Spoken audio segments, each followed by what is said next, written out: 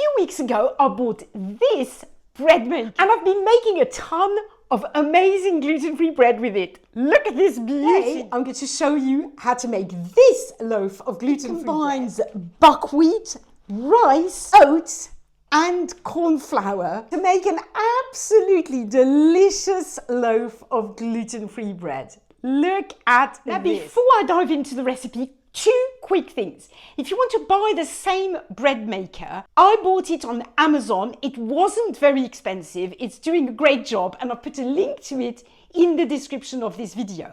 Also, if you don't have a bread maker and you're struggling making gluten-free bread, I have a free guide for you, a troubleshooting guide, especially designed to get you unstuck and making amazing gluten-free bread real fast. So there's a link to that guide in the description of this video too.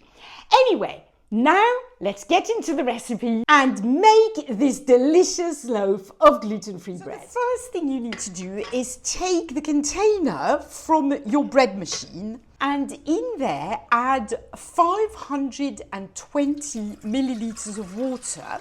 Then add 7 grams of dried yeast and sprinkle this with a little bit of sugar, about half a teaspoon. Now leave this for about 10 minutes until the yeast is activated. Once the yeast is activating, grab another bowl, and in this bowl we get to mix the gluten-free flours. So add 160 grams of buckwheat flour, 160 grams of rice flour, I use white rice flour here, 80 grams of oat flour, make sure it's gluten-free oat flour, 60 grams of corn flour, or you'll call it cornstarch if you're American, 20 grams of psyllium husk powder, and finally 10 grams of salt. When you've got all this in a bowl, grab a whisk and give it a gentle mix just to make sure that all these gluten-free flours are nicely blended together. So after about 10 minutes, you will see that the yeast starts bubbling. That means it's activated and we're ready for the next step. So now all you need to do is add 10 grams of olive oil to the liquid and then add your flour mix to the bread machine bowl. So this can be a little bit tricky. You don't want the flour mix to go all over the place. Just gently slide it in. That's it. So now we are going to put this in the bread machine. So here's what you need to do. You just open the bread machine and you put the container in. Then you clip it, you turn it like this. You'll feel it's nice and steady in there. Close the bread machine. Now you use the menu to go to number 2, the French loaf. And then I select dark crust because I want it to be really well cooked. The size is 2 pounds. Leave it like this. And now simply hit start. So now the machine is doing its magic. Now the only thing I will say is after about 5 minutes, grab a spatula, open the lid of your bread machine and just gently scrape the sides, because as you can see, there is some flour that sort of sticks to the side that doesn't get taken in the main batter, and you don't want that. So just do this after about 5 minutes, then close the lid. That's it. You just literally do not touch the machine for another 3 hours and 42 minutes. Easy, right? So there you go. It's 3 hours and 50 minutes later, and the bread machine has just rung. So when it comes to the end, it rings. It goes beep, beep, beep, just 3 times. So you simply open the bread machine. Be careful, it's hot. There's a lot of steam that comes out. And look at this. We have a lovely loaf of bread. So now I need to twist this a little bit to the side and then lift it out just like that. And so now I've taken a cooling rack out and I'm simply going to go like this. Whoop.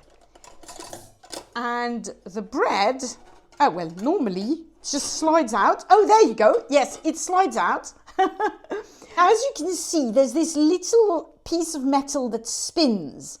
Now, sometimes it stays in the bread, okay?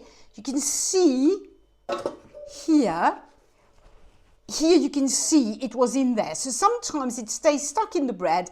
You've just got to take it out with a little knife or a fork. Be careful because it's very hot. This time it just slid off, so that's really good. Now, turn your loaf of bread around and let it cool down. So it is quite important to let it cool down really completely. This is no different whether you're using a bread machine or whether you're baking your gluten-free bread in the oven, okay? When it's hot, it's really difficult to cut it. So make sure you let it cool down completely before you cut it and taste it. As for the bread machine, make sure you leave it open just so that the humidity completely evaporates. It doesn't have an off button, so you can't switch it off. What you have to do is switch it off at the mains. So I've just got a plug that I'll switch off, or you can simply unplug it as well. But as you can see, the inside of the bread machine is perfectly clean. The only thing you need to clean is this, the container, and this is obviously, it's got a non-stick surface, so it's extremely easy. So now the loaf has completely cooled down. Look at this. It's time to cut a few slices and taste it. You know what? I want it plain. I don't want a topping. I just want to taste the goodness of this gluten-free bread.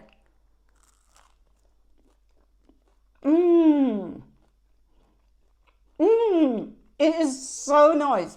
Seriously, it's delicious. You know what? This makes me so happy. I mean, I love bread so much, and this bread machine makes it so easy to make it. It's really cool. I've been experimenting with this bread machine, so I'm going to make a series of videos using the bread machine, sharing with you my best gluten-free bread recipes. I'm really excited. Quick reminder that if you want to buy the same bread machine, there is a link to it.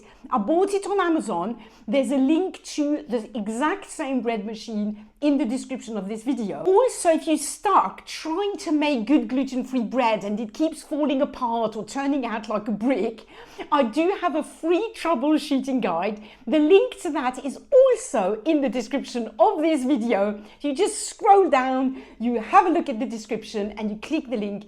You give me your email address, I send you the free guide automatically, and you'll be on your way to making amazing gluten-free bread. As usual, if you have a question, please pop it in the comments below. If you want to support this channel, the free and easy way you can do that is by hitting the like button, sharing this video with anyone who needs it, and of course, subscribing. If you enjoyed this video, I'm pretty sure you're going to enjoy this one next. Thanks so much for watching. Bye for now.